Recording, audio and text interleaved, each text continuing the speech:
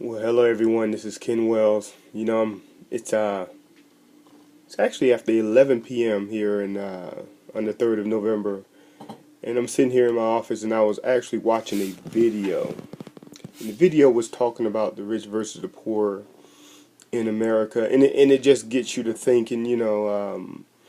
Some of the things that we were taught coming up, and how we viewed money and success, and what we were taught in school and all that other stuff that really got us driving towards what we wanted out of life, our goals, our career goals, things of that nature. And in watching this video, it it makes me think, and the reason why is because about 13 years ago, I was right at the verge of bankruptcy. And I had a mindset. I had a job. We were a single income family, so it was only one source of income coming into the house. Two children, and one source of income with two children. I can tell you, it just wasn't enough. Uh, but the thing about it is, a few years back, maybe a couple of decades, maybe the 50s, early 60s, a single income household was enough. The disparity between the poor and the rich was probably not as wide. Um, and then over the years, things have changed. But one of the problems was the education system was gearing people towards more and more college or, university type education where, well, hey, listen, you need more money, you go get another degree, and now you're more marketable in the marketplace. And that has run its course. It actually has run its course probably 10 years ago. And so now what we're doing is we're feeling the effects of that.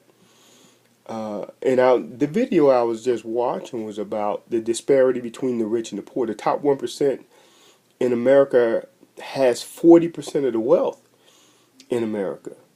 And it's crazy because I'm gonna actually post a website so you'll actually be able to watch this shocking video to really understand the direction that we're going in and how the haves and the have-nots are separating. And there's only really two classes: the have and have-nots. We always talk about the powerful, strong middle class. As a matter of fact, if you see any speech on what President Obama is talking about. He's talking about strengthening the middle class, and the reason why is because the middle class is broke. In a capitalist society, it's about gain. And it's funny when they were talking during the government shutdown. I don't know if you remember, but they were actually people who were filthy rich. I mean, want for absolutely nothing. Cheering them on for a government shutdown. Now, why would a multi-billionaire want a government shutdown?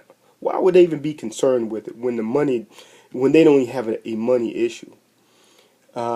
Because I can tell you, when you look at some of the things that the rich do, it's all about the game of it. It's all about the wins and the losses, and what they can win, not necessarily the money, but the victory. And it comes at your expense. It comes at my expense. But I can tell you this.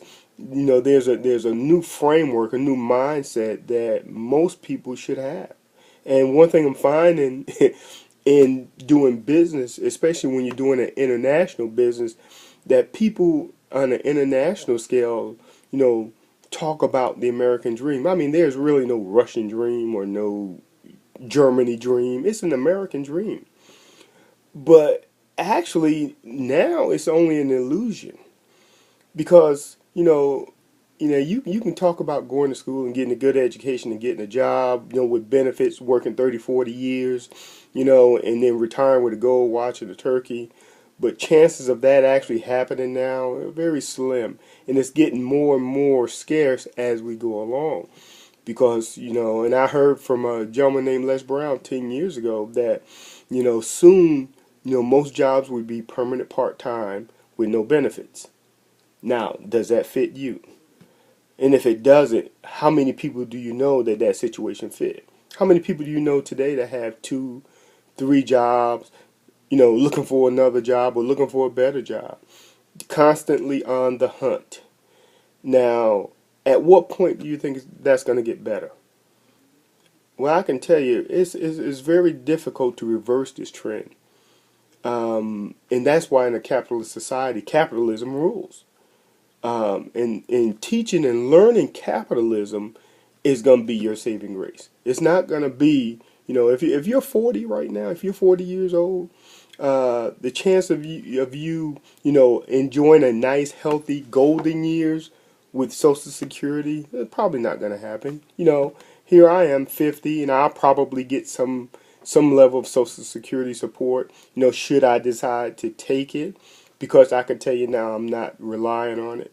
You know, I'm doing things, I'm putting mechanisms in place that does not involve a job, that does not involve me going to a 9 to 5. As a matter of fact, if you look around, this this is my home office. This is where I work. This is where I make the primary source of my income. Okay, because quite frankly, you know, I mean, who's going to pay me 20 grand a month? Okay, who's going to pay me that on a job? Well, probably no one.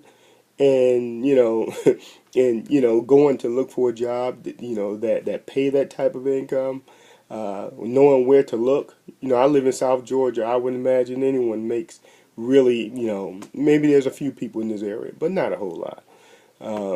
So for me to look for something like that living in this area, nah. But my question is, what are you gonna do? You know, the bottom line is, you know, you're looking at, you know, your bank account. You're looking at some of the things that are coming up financially. You know, maybe your kids are going through college. How are you going to put them through? You know, I know most parents now don't even consider that, because the student loan business is booming. So that means the parent paying is not happening. Okay, and you can't say it's your fault, because the system is actually designed for us to fail. It really is, and it's getting worse and worse. You know, when capitalists rule and you have people who have hearts of stone, oh man, that's a bad combination. Because now they don't care about who they hurt to get where they want to go. You know, it's all about the victory. And when you have victories in those type of situations, you have victims. And I would implore you not to be the victim. You know, you have control. You can make changes, and you can do things that'll put finances in your pocket. Uh, and it more likely it does not involve a job. It really doesn't. You know, I remember reading an article. I think it was in USA Today. It was actually on the internet, where in 2009, at the height of the recession in America, we created more millionaires. Okay, in that 1 year span, the year of 2009, we created 10% more millionaires.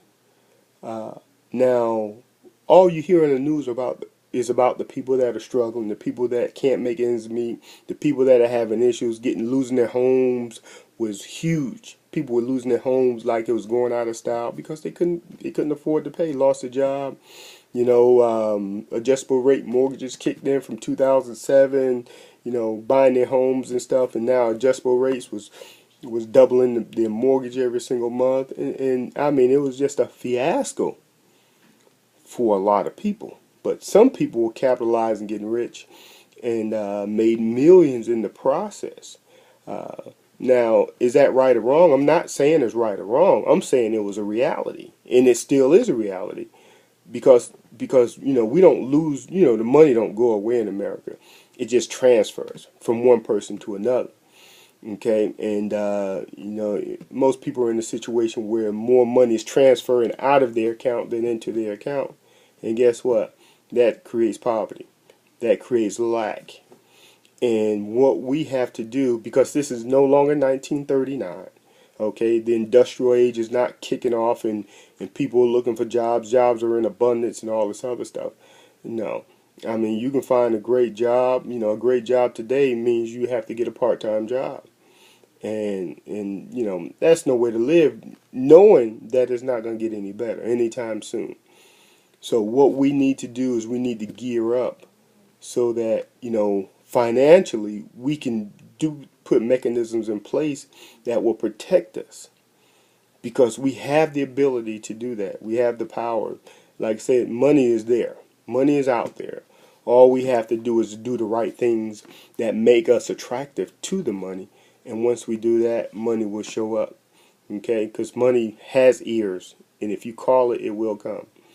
Okay? So with that, I just wanted to just come on and just share my thoughts based on this video I just seen. And it's it's pretty shocking, because I knew there was a wide chasm between the have and have-nots, but I just didn't realize it was that great, and it's getting larger.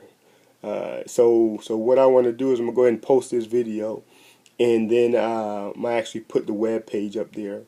I'm gonna connect that YouTube page to my page, and you'll be able to see it as well. And if you have any questions, just hit me up, and I'll direct you. But I believe I can go ahead and post that to my YouTube page where you'll be able to see it. Okay? But hey, listen, this is Ken Wells. I just wanted to stop by and say hi, pass on some what I believe to be some important information, because really mindset is important these days, and we need to get the right mindset to gain the wealth we need to protect ourselves, for our future, and our family. All right, see you at the top and at the bank.